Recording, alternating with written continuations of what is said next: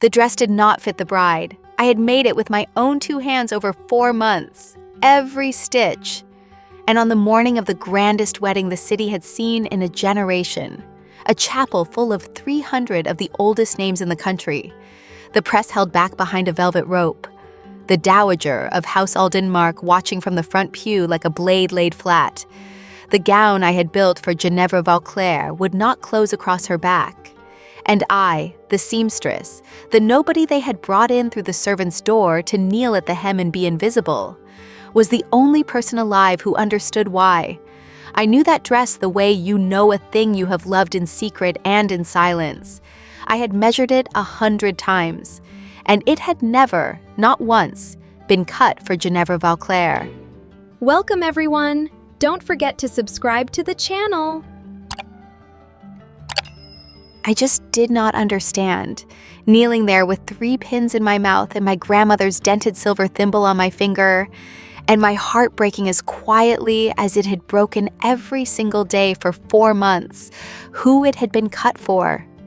Until Isolde Aldenmark, the alpha I had spent those 4 months falling hopelessly in love with while I sewed, stitch by stitch, her wedding to another woman, stepped down from the altar, in front of her grandmother, and 300 of the most powerful people in the country, and the bride who could not close my dress across her shoulders, crossed the marble floor and stopped in front of where I knelt. She looked down at me with that still, contained, unreadable face I had spent 4 months learning to read. And she said the sentence that ended one life of mine and began another. "You were never making her gown, Faye. Stand up." If you want the uncensored, too hot for YouTube version of this story, the parts I cannot tell here, it is on my Patreon, link in the description. Tell us where you are watching from and subscribe. Let me go back, because a woman does not end up kneeling at the hem of her own wedding dress without 4 months of not understanding what she was building. And I need you to understand the not understanding, because it is the whole of me. I have to start with the thimble and the workroom and the particular smallness I had folded myself into so neatly that I did not feel it as smallness anymore. I felt it as safety. My name is Faye. I was a seamstress, not a designer, never a designer. I had learned a long time ago not to reach for that word, at an old atelier called the Linden Workroom. 6 women and a long table and a wall of north light, down a lane in the garment quarter where the rents had not yet been driven up by people who liked the word artisanal. We made mostly for other people's labels. That is the thing no one outside the trade understands. The great maisons, the names you would know, the gowns you have seen photographed on the women who run the world. A great many of them are cut and built and finished by workrooms like ours, by hands like mine, and sold under a label that has never touched a needle. We were the hands. The names took the photographs. And I was, though almost no one knew it, the best pair of hands in that workroom, which meant the best in the quarter, which meant, Solveig used to say it and I used to flinch, the best in the city. I did not let myself believe it. Believing it had a cost I had already paid once, and I was not going to pay it twice. I had one thing. I want to be honest about that from the start, because it is the engine of everything that happened to me. I could read a body, and I could read cloth, and I could tell you the one true thing about each. Give me 30 seconds watching a woman cross a room and I could tell you where she carried her life, the shoulders she led with, the hips she hid, the place a seam had to give so she could finally breathe. And give me a length of cloth, and I could feel, with my hands, before I cut, where it wanted to fall, and where it would fight me, and where, if I was patient, it would do the one thing good cloth does, which is tell the truth about the person inside it. It is not a thing you can learn. They try to teach it, and they cannot. You either feel the cloth talking, or you do not. And I had felt it since I was a child, kneeling on a stool beside my grandmother with a mouthful of pins, and it had made me, by 26, quietly extraordinary and just as quietly invisible, which in my experience are usually the same woman. My grandmother is the reason for the thimble, and the thimble is the reason you are going to believe the rest, so let me set her down properly. She raised me. My mother was a name on a card, and my grandmother was a pair of hands at a sewing machine, so I had my grandmother. And she took in mending and alterations for a quarter that could not afford new. And she could turn a dead man's coat into a living boy's. She could make a twice-married dress look like it had only ever loved once. She could coax a life back into cloth the way other people coax it back into bread. She had a thimble, worn silver gone soft at the crown, with a single dent where a needle had once driven clean through, and it lived on the middle finger of her right hand. And the first true memory I have of being myself is her sliding it onto my too small finger and folding my fingers over it and saying the thing I have built my whole craft on. The cloth knows who it's for, Faye. She did not make a fuss of what I could do. She made it ordinary. The cloth knows. You only listen. Which I understand now was the wisest and most protective thing she could have done, because she had seen what the world does to a poor girl who is gifted out loud. When she died, I was 19, and the only thing I took from her 2 rooms was that thimble. And I have not cut a single garment without it on my finger in 7 years, and on the morning everything came apart, it was on my finger in a chapel because I do not work without it. Remember the thimble. It comes back, the way the cloth always does. I have to tell you why I had made myself so small, because you cannot understand how I sewed a woman's wedding to another bride for 4 months without ever once letting myself hope. Unless you understand that hoping had already cost me everything once, and I had decided, with the whole force of a careful nature, never to do it again. I trained, really trained, the proper apprenticeship, the kind that takes 7 years and the skin off your fingers, under a designer whose name you would know, a woman who took me in at 17 because someone showed her a jacket I had remade, and she could not believe a girl from the mending quarter had done it. And for 3 years I was hers, her hands, her secret, the apprentice who could do the thing she could draw but could not build, and I loved her the way you love the first person who looks at the one thing you can do and does not laugh. And in my 3rd year, she put her name on a collection that was 3/4 mine. The cut of it, the fall of it, the single dress at the end of the show that made a hard room go quiet. That one was mine, every line. And she took the bow and the press and the contract. And when I went to her, not even angry, just 19 and stupid and wanting to be seen, she explained to me kindly the way the powerful are kind, the shape of the world. "You have wonderful hands, Faye," she said. "Hands are bought. Vision is born, and it is born into the right rooms. You will always eat, because hands like yours always eat." And then she let me go, with a reference that got me a bench at the Linden workroom, and I took it. And I learned the lesson she was teaching, which was the same lesson my grandmother had tried to teach me for free and gentler. A gift without a name to protect it is not a blessing. It is a thing the named will harvest. So I stopped reaching. I put my whole self into the cloth and none of it into the door. I became the best hands in the city and made very sure no one ever had a reason to look up from the work to my face. And it kept me fed, and it kept me safe, and it kept me exactly as small as that kind, cruel woman taught me to be, for 7 years, until a black car came down the Linden Lane with a commission no workroom in the city could refuse, and I learned that small is a room with a door in it after all. The commission came in October, and it came the way only one kind of commission comes, through the front, not the trade entrance, brought by a man in a coat that cost more than the workroom earned in a season. Who would not sit down? House Aldenmark. I want to make you feel what that name was, because the size of it is half of why I never once let myself understand what I was building. The Aldenmarks were old money turned older, 3 centuries of merchant banking gone so respectable that the original sins had become heirlooms. And they did not have weddings. They had alliances, and the alliance that autumn was the one the whole city had been murmuring about.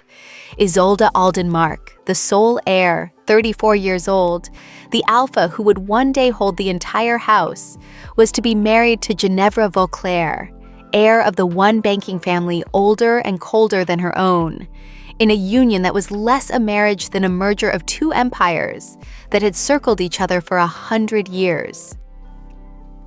The best hands, made quietly, with no label and no photographs, and no designer's ego between the cloth and the bride. The man in the coat said the dowager had been very specific about that. The best hands in the city and discretion, and not a word. Solveig looked at me across the long table. Everyone in that workroom looked at me. And that is how I, Faye, the nobody from the mending quarter, was handed the commission of the decade to build, with my own 2 hands, the wedding gown for the marriage of Isolde Aldenmark to another woman. I met her at the first fitting, and I have to tell you about it slowly, because everything that happened to me over the next 4 months is folded into the first 10 minutes of standing in a room with Isolde Aldenmark. And I did not understand any of it until it was far too late to protect myself. They sent a car. That alone, a car for the seamstress, should have told me something, but I read it as the house being grand, not as anything meant for me. I was taken to the Aldenmark house, which was not a house but a kind of fortress of pale stone behind a wall, and up a stair, and into a high, cold, beautiful room with north light as good as the workrooms. And I set out my tools, my shears, and my pins, and my measuring tape, and my grandmother's thimble, the way I always do, to make the strange room mine. And then the door opened, and she came in, and the room reorganized itself around her, the way a room does around the one still point in it. I had expected the bride. I want to be clear about that, because it matters.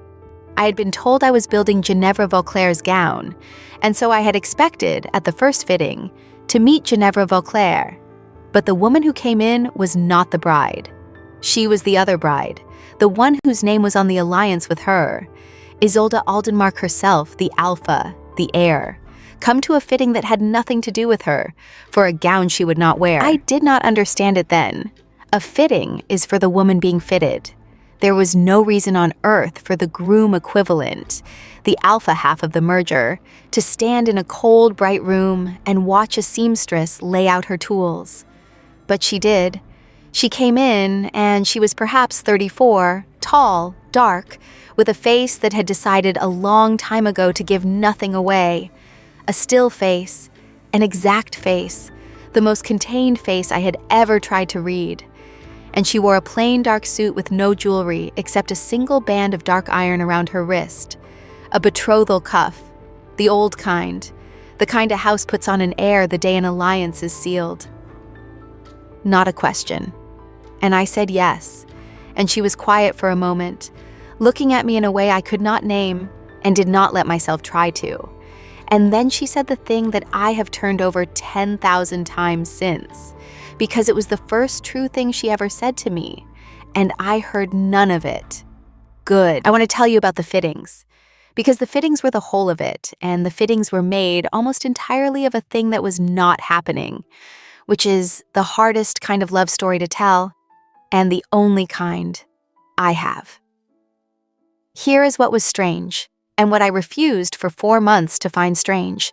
Ginevra Vauclair never came.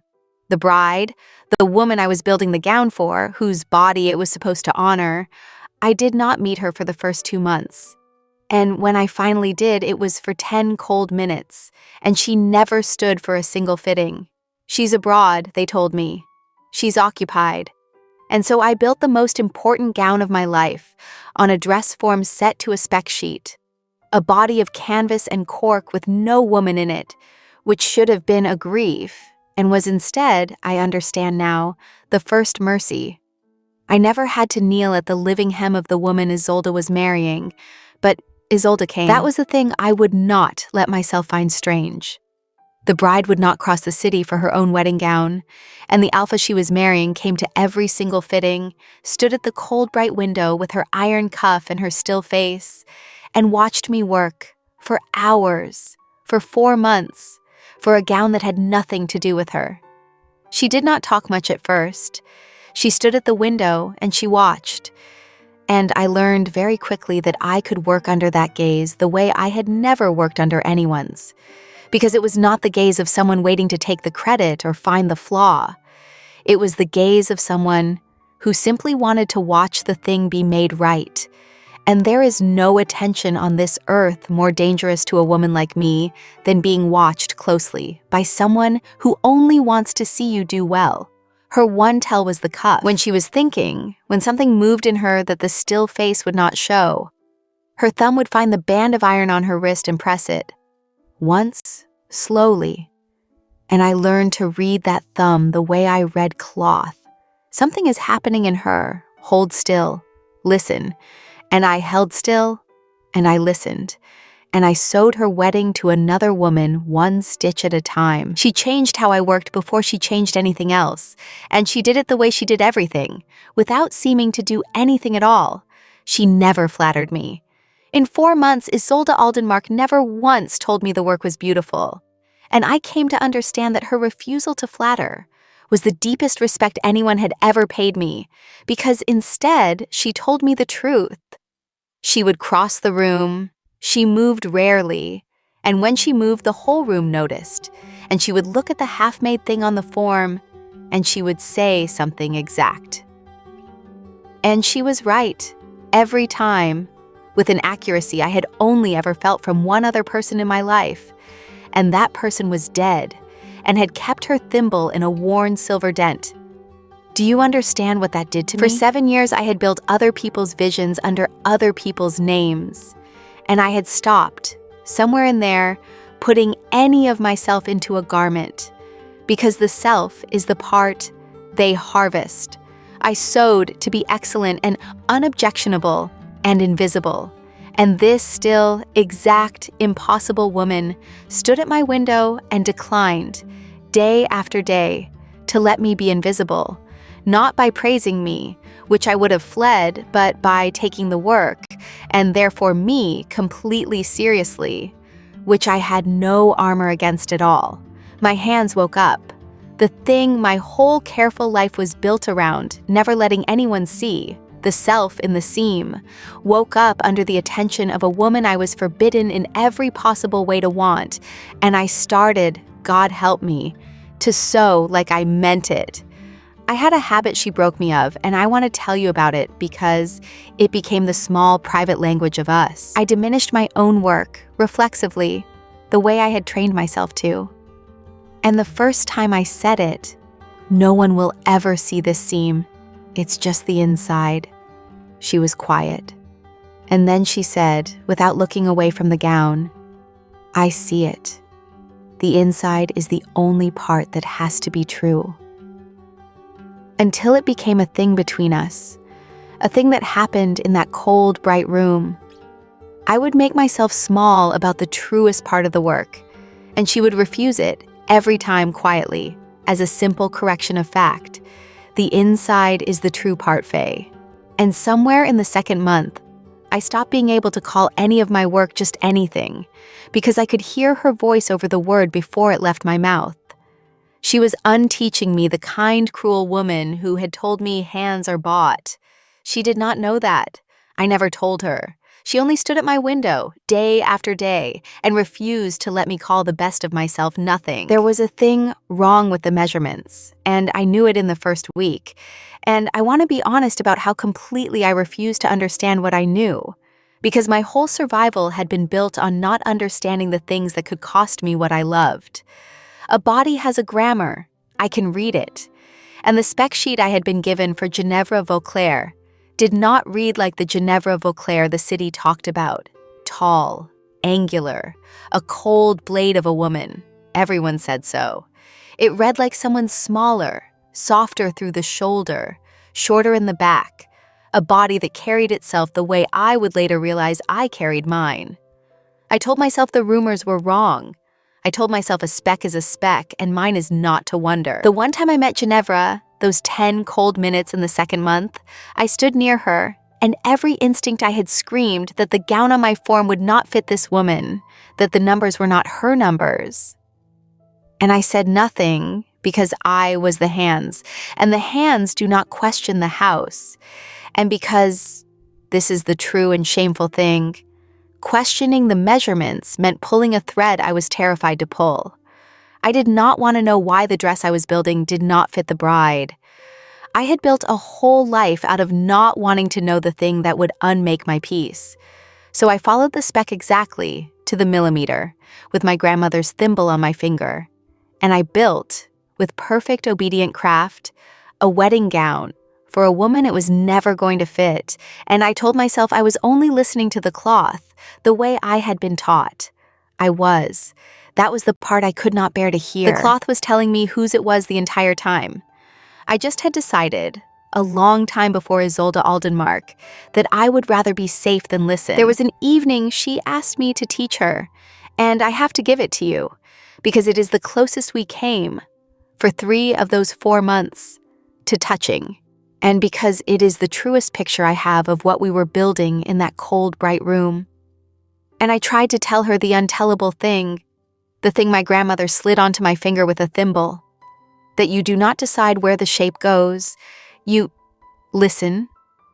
For where the cloth is already trying to hold a body, and you only follow it, you only make permanent the truth, the cloth is already telling. And Isolde Aldenmark, who had been deciding things her whole life, who had been the will that bent rooms and houses, and the futures of other people since she was old enough to hold the name, looked at the canvas under my hands for a long moment, and said very quietly, "I don't know how to do that. I've never once been allowed to follow a thing."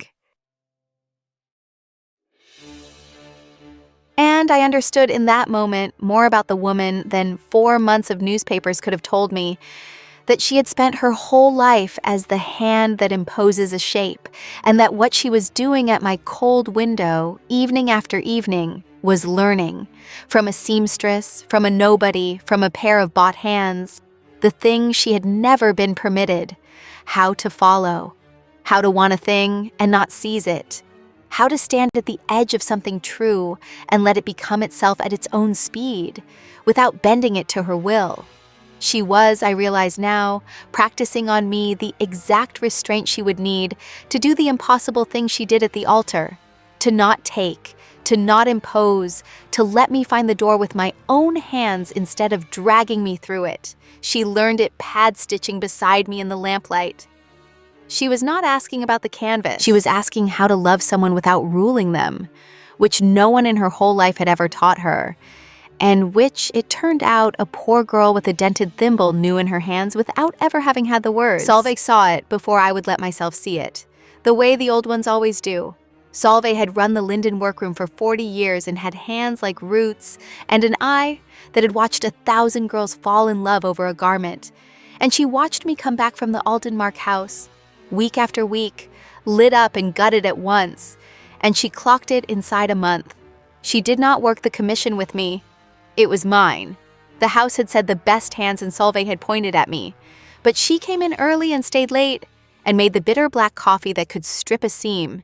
And one evening, with the workroom empty and the gown breathing on its form in the dark, she sat me down and said the thing I have kept. "Faye, I have watched you sew for this whole city, like you were apologizing for the thread you used. And for a month, I have watched you come back from that cold house sewing, like the gown was the last thing you'd ever say to someone. I don't know what's happening in that fitting room.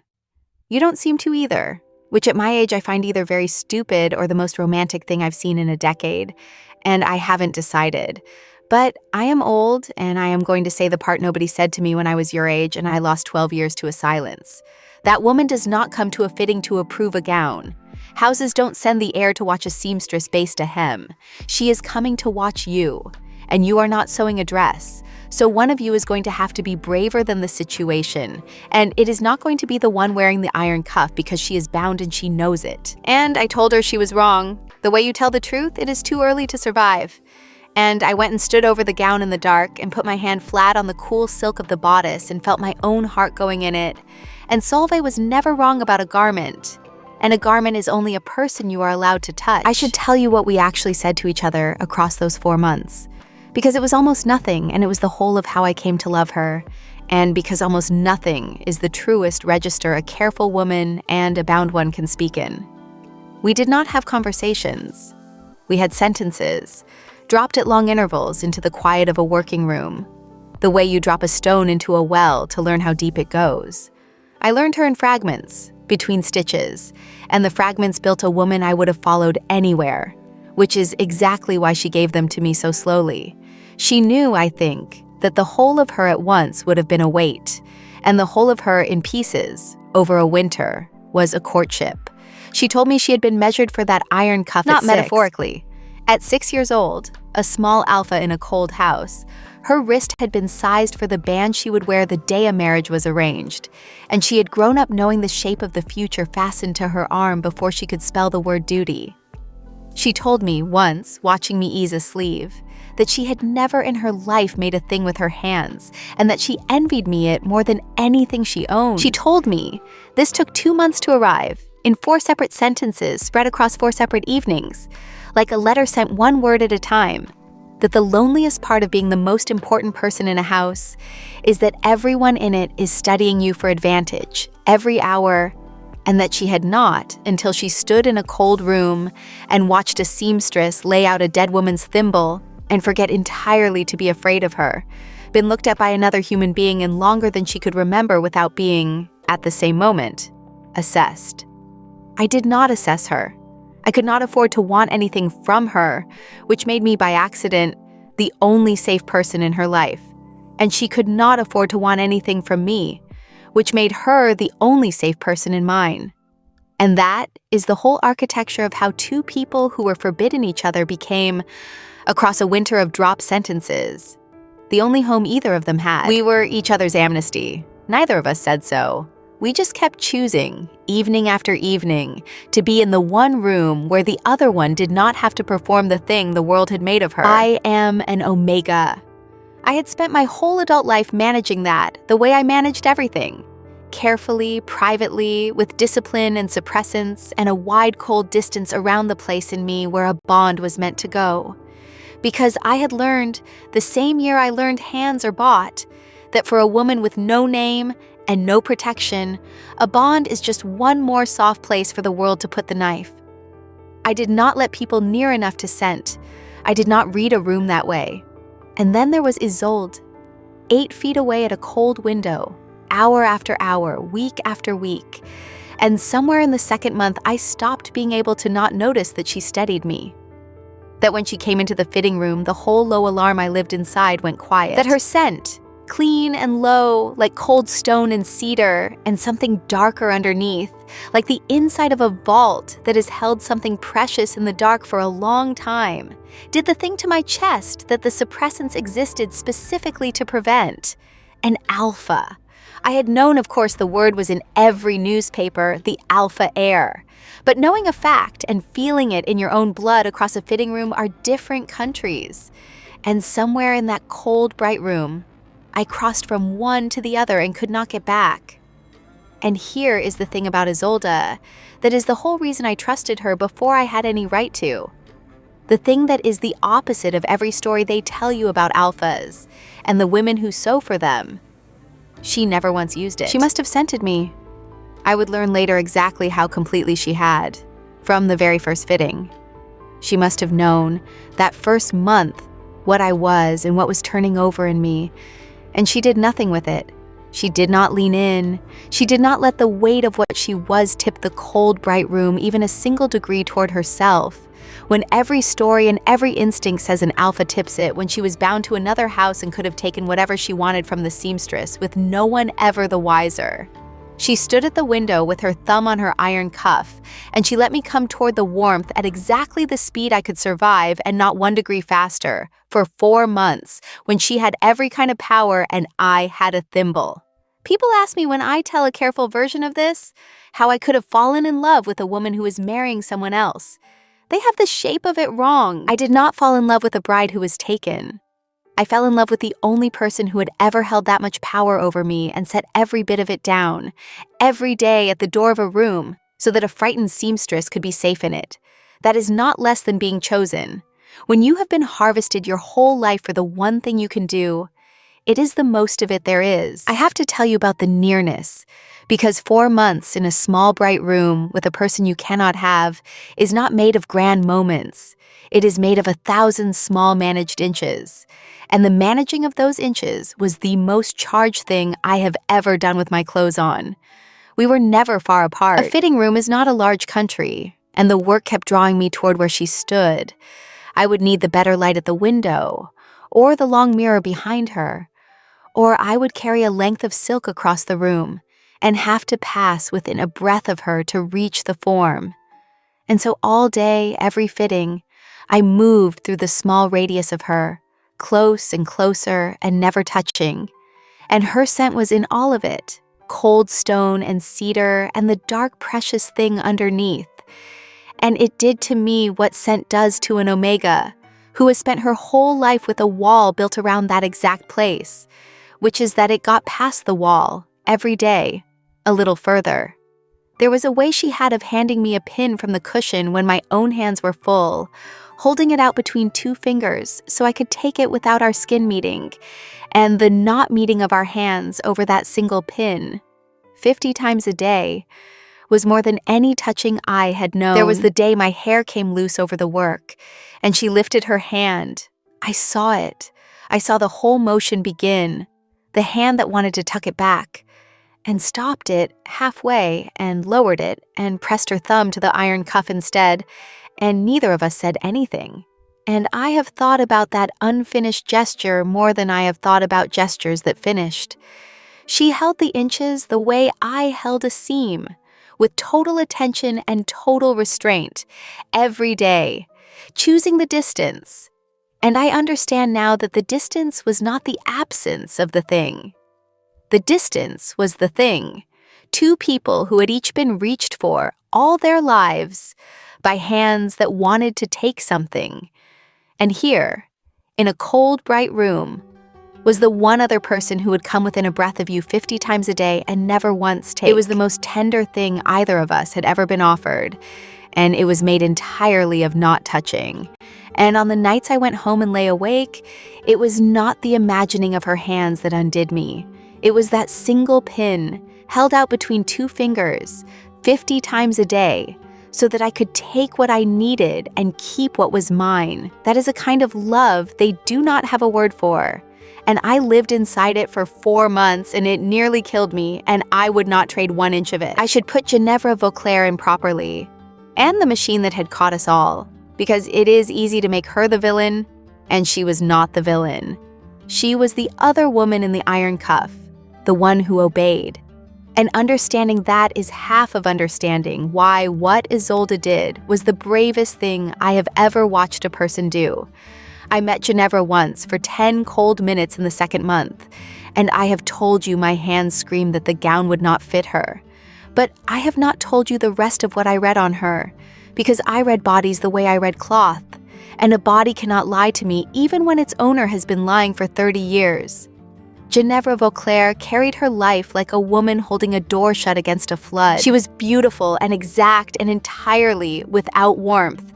And under the exactness, where I read people, she was so tired she could barely stand inside her own posture. And I understood in those 10 minutes that she wanted this marriage precisely as much as Isolde did, which was not at all, and that she had simply been better trained or more frightened or more alone, that she had no cold window to stand at, and no seamstress to forget to be afraid of.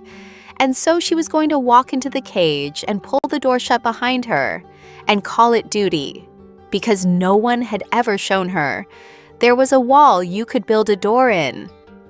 The machine that held them both was older than either of them.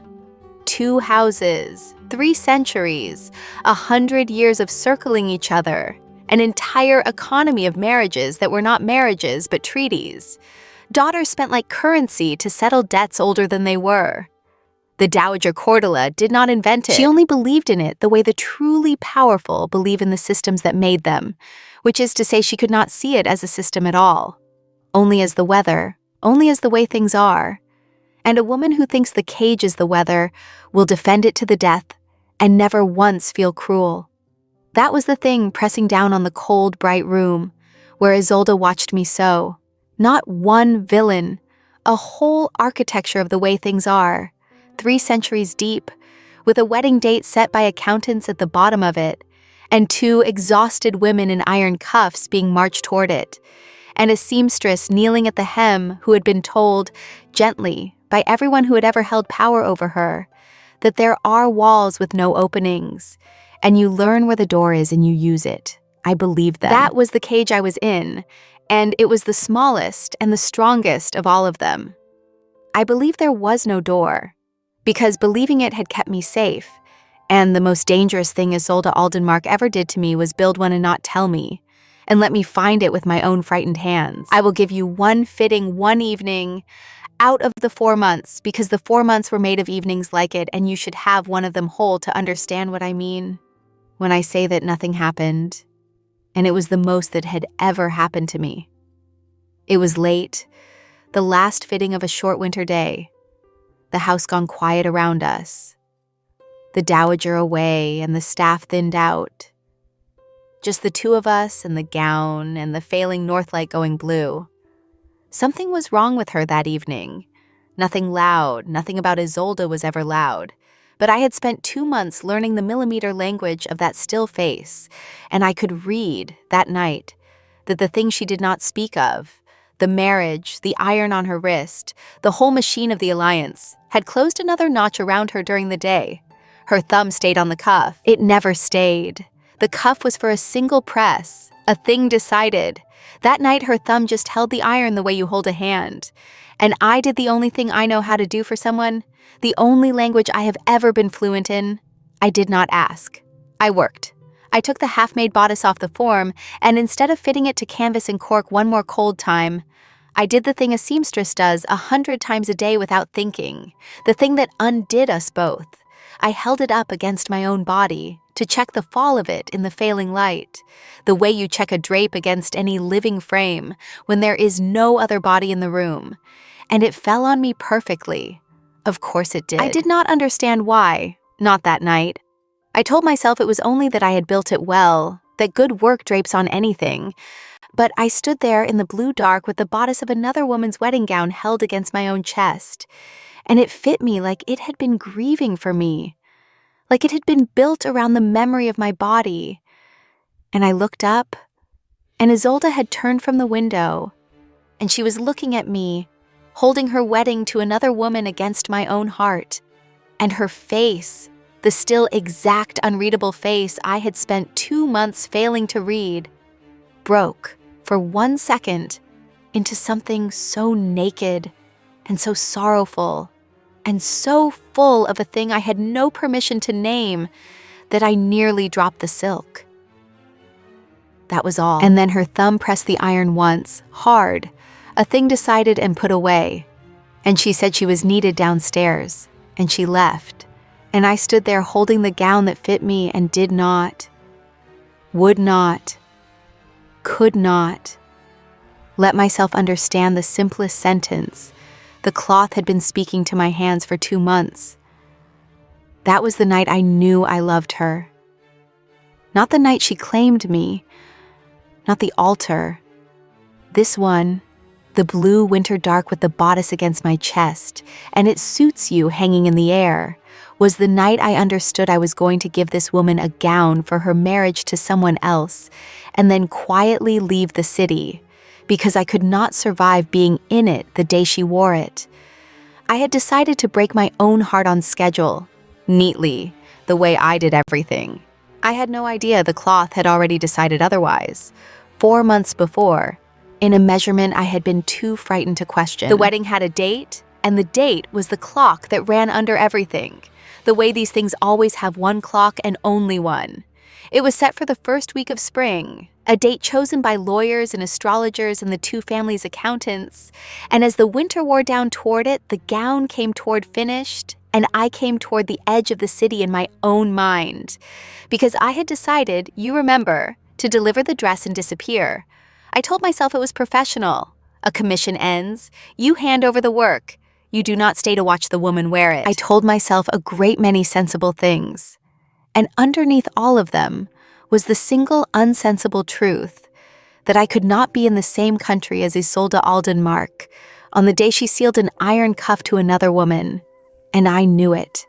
And I had quietly started telling Solveig I might go south for a while after, for the work, for a change, for any reason but the real one, which she did not believe for a second and did not challenge, because Solveig knew that some truths you have to let a person walk all the way around before they will come in the door. And then the dowager sent for me. I want you to feel what that was, because it is the moment the danger of my situation finally put on a face. I had been at the Aldenmark house 100 times and never once seen the woman who ruled it. She was a presence behind doors, a name the staff lowered their voices around, the blade in the front pew of my eventual undoing. And 3 weeks before the wedding, I was brought, not to the fitting room, but to a small, hot, over-furnished study where the Dowager Isolde Aldenmark sat with her hands folded on a cane she did not need to walk with, only to point with. And she looked at me the way you look at a bill, and she told me, without raising her voice, exactly what I was. "You have done excellent work," she said. "The house is grateful." She knew I was going south. She knew everything. "Whatever you imagine you have seen in those fitting rooms," she said, "you have not seen. My granddaughter is the head of a house older than this country's laws, and she is marrying a house older still, and the two of them will hold up half the economy of this nation between them, and there is no room in that. None. For a sentiment, a seamstress, a soft look across a cold room. Isolde knows her duty. She has known it since she was 6 years old. Do not mistake the kindness of the powerful for an opening. There is no opening. And I said yes, madam, the way I had said yes, madam, my whole life, and I went home and I sewed. Because she was right about the shape of the world. She was right. The way the kind, cruel designer had been right. The powerful are always right about the shape of the world because they built it. And I did not know, could not have known, that 3 rooms away, her granddaughter had spent 4 months quietly building a door into that very wall. With my own hands, out of a measurement I had been too frightened to question. The last weeks were the worst, and I want to tell you about them honestly. Because grief that you have scheduled for yourself is a particular kind of grief, and I had scheduled mine to the day. The gown was nearly done. Every evening I went to the cold, bright room, and Isolde came and stood at the window and watched the thing come toward finished, and we both knew. I thought we both knew. I thought we knew the same thing, that the closer the gown came to done, the closer we came to the last evening. And the drop sentences got fewer, and the silences got longer and heavier, the way a room gets heavy before weather, and I read it all wrong. I read her quiet as resignation. I thought she was doing what I was doing, which was saying goodbye one evening at a time, bracing for a wedding neither of us wanted, and both of us believed was a wall with no door. I did not know she was counting down to a thing she had built. I thought we were counting down to the same loss. And so I did the careful, sensible, heartbroken thing. I made my arrangements to go. I told the women at the Linden workroom I'd be heading south after the Aldenmark commission. For the work, for the light, and they did not believe me any more than Solveig did. But they were kind about it. They were the kind of women who have all loved someone they couldn't keep and know that the only mercy is to help you pack. Marta gave me the name of a workroom in the south. Pim cried and pretended it was the dye fumes. And every night I came home from watching the woman I loved be measured for someone else's life. And I folded another part of my own away, neat, small, the way I fold everything. And I told myself this was simply what happened to women like me. That we build the beautiful thing, and we hand it over and we go that hands are bought, and the bought hands do not get to stay for the wedding. And I almost made it out of that winter with my careful theory of the world intact. I came so close to leaving before she could show me the door. That is the part that makes me cold to think about. Even now, even safe, even with my name on a workroom and her standing at my window. I had a train book. If the gown had fit Ginevra Vauclair, if some other seamstress had taken that commission, some good obedient pair of hands that built exactly to the spec and felt nothing, and asked no questions of the cloth, I would have delivered a wedding dress to a woman it fit, and watched from the back, and gone south, and spent the rest of my life believing the Dowager was right about walls. The only reason I am not on that train is that I am incapable, it turns out, of building a lie. My hands would not do it. Given a measurement that was secretly mine, my hands built the truth of me into every seam without my permission, because that is the one thing I cannot help, the one thing they could never buy or train or frighten out of me. And it was the thing that saved my life. I almost left. The cloth would not let me. The cloth knew who it was for, even when I had booked a train to be somewhere else when it found out. I finished the gown 2 days before the wedding. I want to tell you about finishing it because it is the last thing I did before my life turned over. And I did it alone at night, in the Aldenmark fitting room, by lamplight, the way I had finished every important thing I had ever made. After the family children had gone to their dinners, after the house had thinned to night watch and silence. The gown stood on its form in the lamplight, finished, and it was the best thing I have ever made or will ever make, and I knew it. The way I had known about the broth-clear truth of my own gift exactly once before and been punished for it. It was not a clever dress. That was the whole of its beauty. It was the truest dress I had it in me to build, and it told the truth about a body, softer through the shoulder than the city believed, shorter in the back, a body that carried its life close. And I had stopped, weeks before, pretending I did not know whose body that was. I knew. Standing there in the lamplight, I let myself, for the first and I thought the last time, know it all the way, that the measurements were mine, that the dress was mine, that some impossible accident or error or fate had set me to building my own wedding gown for another woman's wedding, and that the cruelest mercy of my whole careful life was that I would deliver it and leave and never know why. I put my hand flat on the cool silk of the bodice over where a heart would go, and I said goodbye to it, out loud, alone, the way my grandmother said goodbye to every garment that left her hands. Go on then, you know who you're for. And I did not understand even then, even saying the words, that the cloth was answering me. I turned off the lamp. I went home. I told Solveig the commission was done, and I would deliver it to the chapel myself for the final hem, and then I was going south. She held both my hands in her old root hands, and she said, "Faye, go to the chapel. But listen to me. When you get there, listen to the cloth. You taught the whole quarter to listen to the cloth, and you have spent 4 months refusing to hear what yours has been screaming." And I promised her to make her let go of my hands, a promise I did not understand and did not intend to keep. And 2 mornings later, I carried the gown through the servants' door of the Aldenmark chapel and into the end of the life I had built, and the beginning of the one I had been too frightened to. The morning of the wedding, I was where a seamstress is, not in the chapel, in the dressing room behind it, on my knees, with pins in my mouth and my grandmother's thimble on my finger, there to do the last thing the hands do, which is to make the final adjustments to the gown on the living body of the bride before she walks. And for the first time in 4 months, the living body of the bride was in the room. Ginevra Vauclair, the cold blade of a woman I had met for 10 minutes, stood in her underthings while 2 attendants lifted my gown over her head, and I knelt at the hem ready to pin, and the gown came down over her, and it would not close. I knew it would not before it happened. I had known for 4 months and refused the knowing, and now I knelt there and watched the truth. I had been too frightened to pull a rive anyway, the way the truth does. The bride was tall where the gown was made short, angular where it was made soft, and the back would not meet across her shoulders by the width of 2 hands, and there is no altering that. You cannot conjure cloth that is not there. A gown is built for a body, and this gown had been built to the millimeter for a body that was not hers.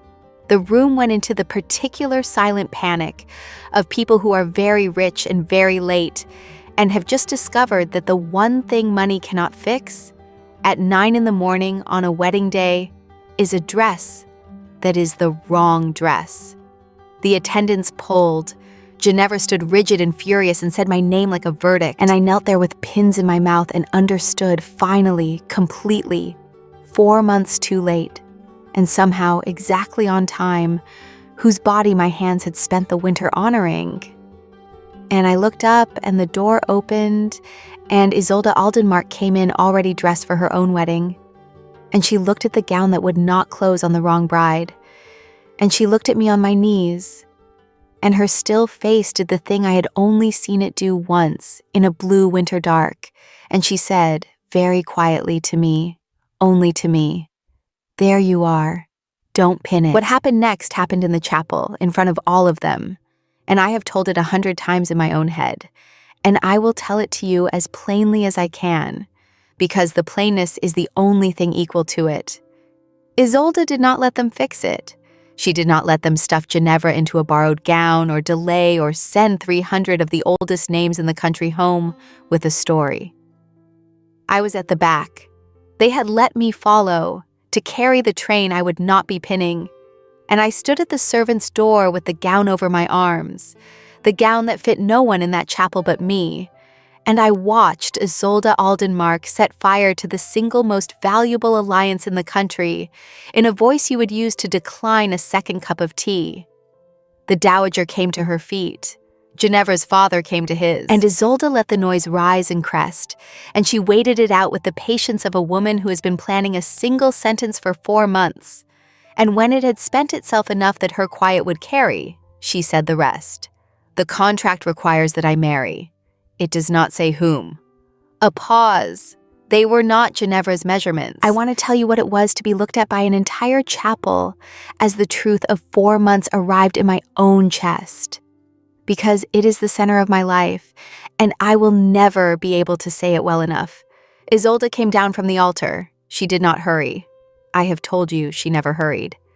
She crossed that marble floor in her wedding clothes with 300 people, and her grandmother's fury and a jilted house all watching.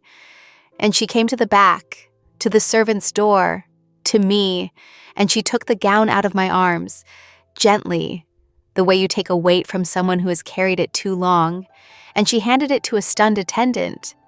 And then she took my hands, both of them, the one with the thimble and the one without, and she said low, only the front rows could hear it, but the whole country has heard it since. You were never making her gown, Faye. I was already standing. I understand she did not mean my knees. You were making your own. I have watched you build it for 4 months. I gave them your measurements the week after I met you, because I knew within an hour of standing in a cold room watching you lay out a dead woman's thimble that I was not going to marry anyone in this country, but the woman whose hands could make a dress tell the truth. And I could not court you, Faye, do you understand? I could not so much as send you a flower, because the moment my grandmother knew what you were to me, she would have destroyed you and called it tidying. So I did the only thing I could do. I made the house build you. I made the alliance pay for your gown. And I, who had been told at 19 that hands are bought and vision is born into the right rooms, I who had spent 7 years making very sure no one ever looked up from my work to my face, I started to cry. Standing at the back of that chapel in my work clothes with my grandmother's thimble on my finger, because she had looked up. She had looked up from the work to my face 4 months ago, and never once looked away. And she had spent the entire weight of being Isolde Aldenmark, not on taking me, which she could have, but on building, out of my own obedient frightened hands, a door in the wall the dowager had sworn had no opening. It's just the inside, I had told her, 100 times, of the truest part of my work.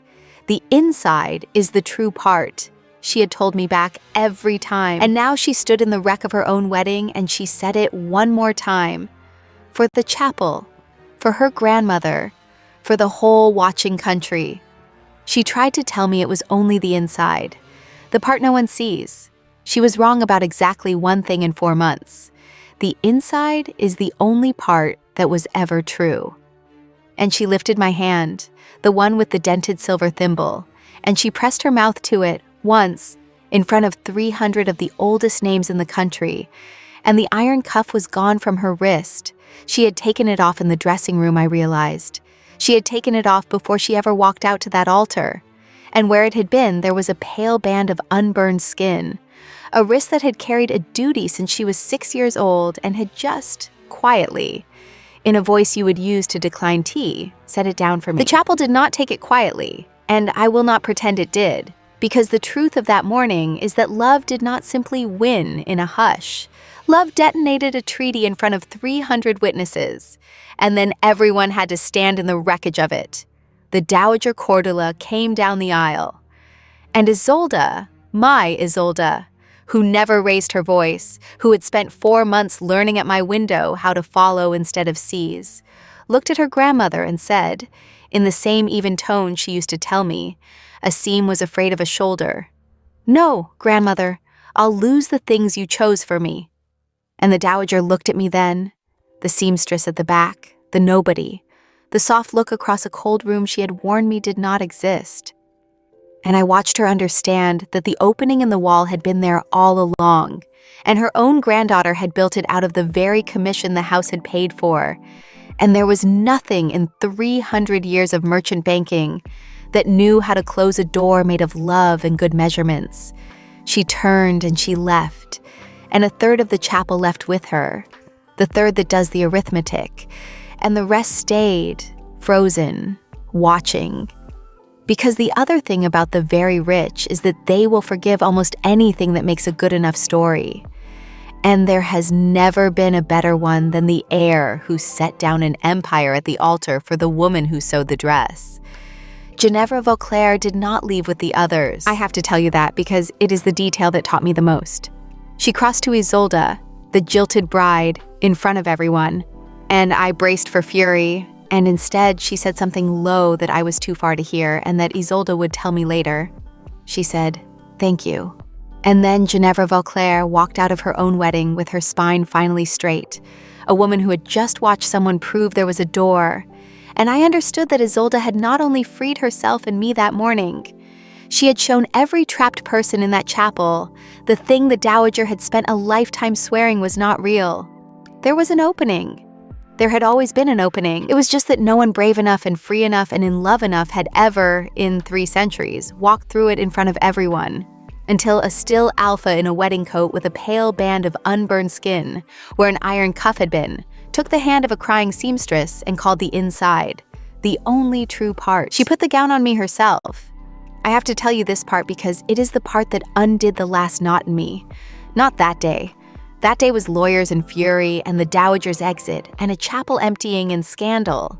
That day was survived more than lived. But not long after, in the quiet, in a room with good north light, Isolde Aldenmark lifted the gown I had built. The gown that fit no one on earth but me, because I had built it, all unknowing, around the memory of my own body that her eyes had been carrying since October. And she put it on me, and did up the back that had refused to close on Ginevra Vauclair, every button slowly with her own hands, and it closed like it had been grieving for me, like it had been built around the truth of me, which it had. And she turned me to the mirror, and she stood behind me, very still, the way she had stood at the cold window for 4 months. And she said the thing she had said once in a blue winter dark, the thing I had not let myself keep. "I told you." And I looked at the woman in the mirror, in the truest dress I would ever build, with the alpha who had set down an empire and an iron cuff so that a seamstress could be safe in a room. And I understood, finally, all the way, the thing my grandmother had slid onto my finger with a dented silver thimble when I was too small to hold it. The cloth had known who it was for the entire time. My whole job, my whole gift, my whole life had only ever been to listen. And I had been too frightened to hear it until a woman built me a door out of my own hands and stood at the threshold of it for 4 months with all the power in the world and waited for me to walk through. I'll tell you how it sits now because I know you want the after, and the after is the best of it. The alliance died in that chapel and the country did not end. The houses that were supposed to hold up half the economy went on holding it up, the way they always do, because money is more durable than the stories the rich tell about it. And the Dowager Cordula learned the thing the powerful learn last and worst, which is that there was, after all, an opening in the wall, and her own granddaughter had built it, and there was nothing in 3 centuries of merchant banking that could close it again. Isolde took the house on her own terms within the year. She is better at it than her grandmother ever was, because she does the thing her grandmother could not, which is tell the difference between a duty and a cage. And Ginevra Vauclair, who I have to tell you I did not pity, until I understood she had wanted that marriage exactly as little as Isolde did, and had simply been better at obeying. Ginevra married for love within 2 years, a quiet astronomer nobody's house approved of, and sent us, of all things, a card. People surprise you when the machine that was crushing all of them finally breaks. And me, I have a name on a door now. It took me 26 years and a woman who set down an empire to make me believe the thing my grandmother died trying to teach me. But there is a workroom in the garment quarter, in better light than the linden ever had. And the name over it is mine. My own name, Faye. The nobody from the mending quarter, on the door where the great houses now send their daughters. And I build with my own hands gowns that tell the truth about the women inside them. And I do not let anyone put another label over my work ever again. Solveig works beside me when her hands allow it, and calls Isolde the iron girl to her face, and makes the bitter coffee that strips a seam. And she was right in the end about all of it. One of us had to be braver than the situation. And it turned out to be both of us, in our own slow, frightened ways, 4 months apart, and toward the same door. And Isolde still comes and stands at my window while I work, most evenings, with no iron on her wrist and nothing to approve and nowhere she would rather be, and watches me make a thing be true. And when I hold a half-built bodice up against the light and start to say it's just the understructure, no one will ever see this part. Out of a habit 7 years deep and harder to kill than a duty, she sets down whatever is in her hands and she says, in that same even voice that carried the length of a chapel, "The inside is the true part, Faye, and I believe her now, all the way down." She had my grandmother's thimble mended in the end, the dented silver, the single needle mark, not replaced, never replaced, only the worn band quietly made whole again by someone who understood that the dent was the whole point. And she gave it back to me wrapped in a scrap of the gown's own silk. And she said the only grace she has ever said over anything, which was my grandmother's, the one she could not have known, the one I must have whispered in my sleep across a winter of fittings without ever telling her where it came from. The cloth knows who it's for, and I have listened ever since to the cloth and to her and to the small, fierce, sure thing in my own chest that I spent so long too frightened to hear. And it has never once been wrong about whose a thing is. It told me for 4 months, in a measurement I could not bear to question, in a gown that would not close on the wrong woman, in a dress that fit me like it had been grieving. It was mine. It was always mine. I only had to stop being afraid long enough to hear it and put it on and let her do up the back.